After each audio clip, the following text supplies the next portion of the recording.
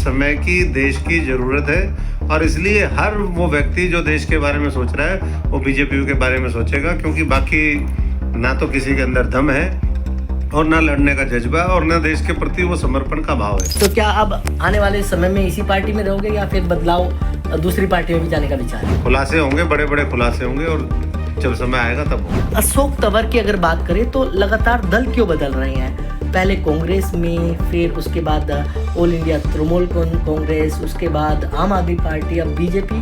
क्या अलग अलग पार्टियां बदलने का रीजन क्या है? अब देख रहे हैं north times Punjab Kesari TV. अभी हाल ही में बीजेपी में शामिल हुए अशोक तंवर ने आज प्रभारी विप्लव देव से मुलाकात की है। इस मुलाकात में क्या बातचीत हुई है, हमारे साथ खुद अशोक तंवर जी मौजूद है। अशोक जी, मुलाकात हुई है प्रभारी से, क्या बातचीत हुई है इस मुलाकात में? देखिए, जहाँ तक मुलाकात का सवाल है, आप सब जानते हैं पार्टी के प्रभारी हैं, बड़ा दायित्व उनके पास है। हरियाणा में आने वाले समय में 10 की 10 लोकसभा और आने वाले समय में फिर एक बार भारतीय जनता पार्टी की सरकार बने, ये सुनिश्चित करना। और क्योंकि मेरी ज्वाइनिंग हुई उस दिन वो थे नहीं, तो पहली मुलाकात आज उनके साथ हुई है। तो लंबी चर्चा रही संगठन से लेकर के, जो प्रदेश के मुद्दे हैं, देश के मुद्दे हैं, कैसे पूरा देश आज राम मंदिर में प्राण प्रतिष्ठा जो कल हुई है उसके बाद कैसे माहौल बदला है, कैसे लोग जो इंफ्रास्ट्रक्चर डेवलपमेंट हुआ, गरीब किसान मजदूर का भला हुआ। तो इन विषयों के ऊपर विस्तार से चर्चा हुई। नई ज्वाइनिंग आने वाले समय में हम दूसरे दलों से जो लोग आज ये महसूस करते हैं, घुटन महसूस करते हैं, जो ये महसूस करते हैं कि ये दल तो दल बन गए हैं। दल नहीं, दल है वो, और एक ही पार्टी है, एक ही दल है जो देश के बारे में सोच रहे हैं, 140 करोड़ लोगों के बारे में सोच रहे हैं। और आने वाले समय में नरेंद्र मोदी जी के नेतृत्व में एक बार फिर 400 का आंकड़ा पार करते हुए केंद्र में सरकार बने, प्रदेश में मनोहर लाल जी के नेतृत्व में सरकार बने, तो उस संकल्प को लेकर के हम आगे बढ़ेंगे। क्या कोई गठबंधन को लेकर भी चर्चा हुई है? क्योंकि अभी हरियाणा के अंदर जेजेपी और बीजेपी का गठबंधन है, ऐसे में सरकार चल रही है। क्या इस गठबंधन को लेकर भी चर्चा हुई है कि आने वाले समय में लोकसभा और विधानसभा में किस तरीके से चुनाव लड़ा जाए? ये तो पार्टी के शीर्ष नेतृत्व का फैसला होता है और उनको करना है। इस मुद्दे के ऊपर ना तो चर्चा हुई, और मैं समझता हूँ कि एक ही दिन में सारी चर्चा ये मुमकिन भी नहीं है। तो जो भी चर्चा हुई बहुत सकारात्मक हुई, और पार्टी, प्रदेश कैसे आगे बढ़े, देश आगे बढ़े, इन विषयों के ऊपर आज मोटे तौर पे चर्चा रही। लेकिन अशोक जी, आपका हरियाणा की राजनीति पे एक गहरा अनुभव रहा है हरियाणा की राजनीति में, तो आपको क्या लगता है कि बीजेपी को वहाँ पर सिंगल चुनाव लड़ना चाहिए या फिर गठबंधन के साथ चुनाव लड़ना चाहिए?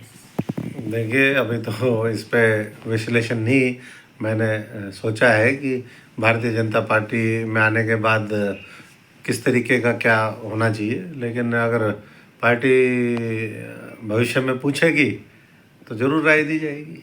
क्या अशोक तंवर की अगर बात करें तो लगातार दल क्यों बदल रहे हैं? पहले कांग्रेस में, फिर उसके बाद ऑल इंडिया तृणमूल कांग्रेस, उसके बाद आम आदमी पार्टी, अब बीजेपी। क्या अलग अलग पार्टियां बदलने का रीजन क्या है?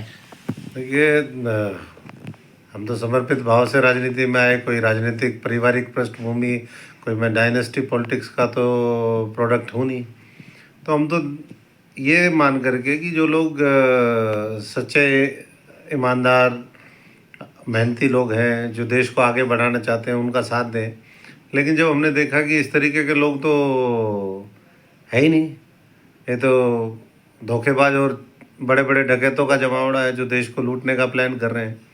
जब वो सारा देख लिया तो मैंने कहा, भाई भारतीय जनता पार्टी अच्छा काम कर रही है, देश हित में काम कर रही है, तो उनके साथ लगा जाए। तो बहुत सी बातें हैं जो मैं समझता हूँ कि समय के हिसाब से आज तो हमें सकारात्मक, हम उन लोगों की चर्चा ना करें जिन लोगों ने देश को, प्रदेश को लूटने का काम अतीत में किया है। हम सकारात्मक सोच के साथ आगे बढ़ें, और इसलिए जो लोगों ने जो किया, जनता ने उनको दंडित भी किया और आने वाले समय में फिर दंडित करेगी। और मुझे पूरा यकीन है कि 2024 के अंदर फिर कमल खिलेगा और देश प्रदेश में लोगों का भला होगा, अच्छा राज आएगा। क्योंकि अशोक तंवर जी, मैं काफ़ी लंबे समय से आपको कवर भी कर रहा हूँ। जब आप कांग्रेस के अध्यक्ष थे हरियाणा के, आप हरियाणा के अध्यक्ष थे तो आप बीजेपी के खिलाफ बोलते थे। उस समय आपको अध्यक्ष नहीं बनाया तो आपने पद से इस्तीफा दे दिया। उसके बाद आप क्योंकि तृणमूल कांग्रेस जो है वो हरियाणा में नहीं थी, उसके बाद आपने उसकी कमान संभाली। उसके बाद आप आम आदमी पार्टी में गए। क्या कोई पद की लालसा थी? क्योंकि हाल ही में आम आदमी पार्टी की बात करें तो जिस तरीके से नए अध्यक्ष बनाए गए हैं और राज्यसभा की सीट भी खाली थी, क्या ये भी एक वजह रही है कि आपका नाम उस लिस्ट में ना आना? देखिए, वहाँ जिस तरीके से कार्यशैली थी, मैं वही बोल रहा हूँ, इतने संक्षेप में उसके ऊपर एक स्पेशल इंटरव्यू हम देंगे कि किस किस तरीके से वो ऑपरेट करते हैं, कैसे वो लोगों को जलील करते हैं, कैसे वो मजबूत लोगों को दरकिनार करते हैं, कैसे उन्होंने एक पार्टी को परचून की दुकान बना दिया है। तो आज मैं समझता हूँ कि ये विषय नहीं है। और पदों का तो पद हम सारे रह लिए, पद कौन सा पद है उनके पास जो जिस पे मैं नहीं रहा और वो दे सकते थे? तो इसलिए विषय ये नहीं है। विषय ये है कि हरियाणा को और देश को कौन आगे ले जा सकता है, उसके साथ हम सब लोगों को मिलकर के अपनी जो शक्ति है उसको लगाना चाहिए, बजाय ये कि हम वोटों का विभाजन करें और देश को कमज़ोर करें। तो क्या अब आने वाले समय में इसी पार्टी में रहोगे या फिर बदलाव दूसरी पार्टी में भी जाने का विचार है? देखिए, हम ये सोच के तो आम आदमी में गए नहीं थे। मुझे तो पता नहीं था कितने बड़े डकैत हैं, कैसे जो है उन्होंने लूटपाट करी, कैसे वो जेलों में पहुंच गए। ऐसे तो जेल में पहुंचे नहीं। तो ये अगर पता होता सबको पहले से ही, मैंने तो अपने साथियों को कहा था कि इनके ऊपर भी इल्ज़ाम है और ये आने वाले समय में जेल में भी जा सकते हैं। लेकिन साथियों का उस समय मन था, तो ना तो हम ये सोच के वहाँ गए थे, ना तृणमूल में गए थे, ना कांग्रेस ये सोच करके छोड़ी थी। हाँ, जैसे जैसे हालात बनते गए, और ये मेरी यात्रा नहीं है, ये ऊपर वाला डिसाइड करता है कि मैं और हमारे साथी कहाँ देश हित में काम करेंगे।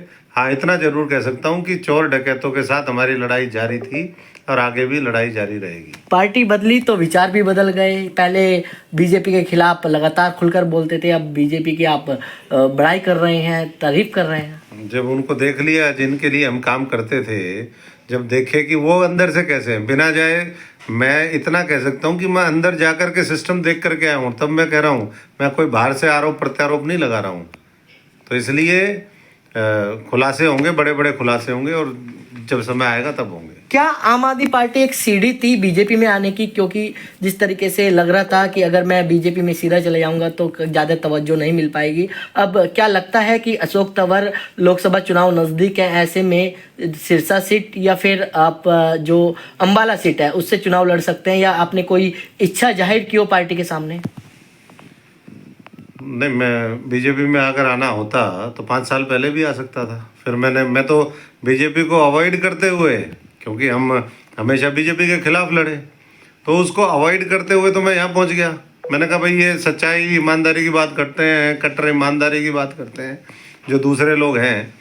तो इसलिए बीजेपी आज मैं समझता हूँ कि समय की, देश की ज़रूरत है, और इसलिए हर वो व्यक्ति जो देश के बारे में सोच रहा है वो बीजेपी के बारे में सोचेगा, क्योंकि बाकी ना तो किसी के अंदर दम है और ना लड़ने का जज्बा और ना देश के प्रति वो समर्पण का भाव है।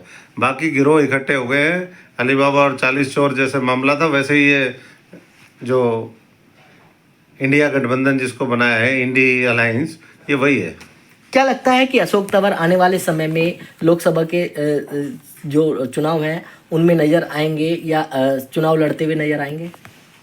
आपने अपनी इच्छा जाहिर की हो? मेरी इच्छा का सवाल नहीं है। मैं तो इच्छा कोई इस तरह की लेकर के कोई कांग्रेस में शुरुआत नहीं करी थी। मैं तो कांग्रेस की शुरुआत मैंने जेएनयू में जब करी थी, वहाँ 25 वोट आते थे, वहाँ हमने उस पार्टी को स्थापित किया।